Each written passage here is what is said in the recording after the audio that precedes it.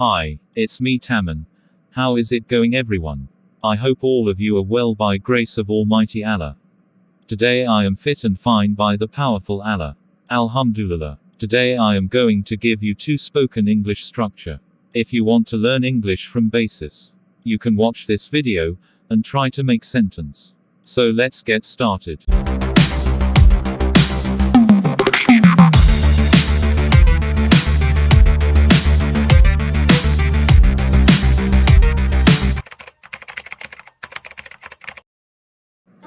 হেই আসসালামু আলাইকুম, welcome back.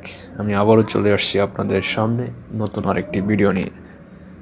আজকের ভিডিওতে আমি বলবো দুটি স্ট্রাকচার সম্পর্কে। এই দুটি স্ট্রাকচার খুবই সহজ এবং খুবই পরিচিত আপনাদের। তো দেখা যাক। যখন আমরা বলি আমাকে যেতে দাও, আমাকে আসতে দাও, আমাকে এটি করতে দাও, তখন এই ধরনের সেন্টেন্স বলতে গেলে কী ধরনের গঠন ব্যবহার করতে হয় চলুন তা দেখি। তো এই ধরনের গঠন হচ্ছে লেট প্লাস পারসন প্লাস ভার্বের ওয়ান।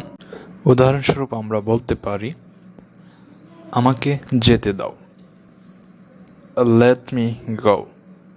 তাকে আসতে দাও, লেট হিম কাম। তাকে এবং আমাকে বসতে দাও, let him and me sit। তো খুবই একটা সহজ স্ট্রাকচার। আপনি ইচ্ছে করলে এটি দিয়ে আপনি আরও অনেক সেন্টেন্স তৈরি করতে পারেন। অনেক সময় আমরা বলে থাকি যাওয়ার প্রয়োজন নেই, খাওয়ার প্রয়োজন নেই, কথা বলার প্রয়োজন নেই। তো এই ধরনের সেন্টেন্স বলার জন্য যে গঠনটি আমরা ব্যবহার করব সেটি হচ্ছে no need to plus verb one. No need to plus ভার্বের ওয়ান। উদাহরণস্বরূপ আমরা বলতে পারি যাওয়ার প্রয়োজন নেই, নো নিড টু গো।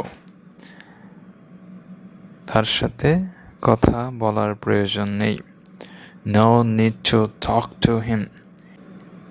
তো এইভাবে আপনি ইচ্ছে করলে আরও অনেক সেন্টেন্স তৈরি করতে পারেন এই গঠনটি দিয়ে। তো আশা করব ভিডিওটি ভালো লেগেছে। এখন আমি আপনাদের কিছু সহজ শব্দের অর্থ দিব যেগুলো আপনাদের খুব জানা প্রয়োজন স্পোকেন ইংলিশের জন্য।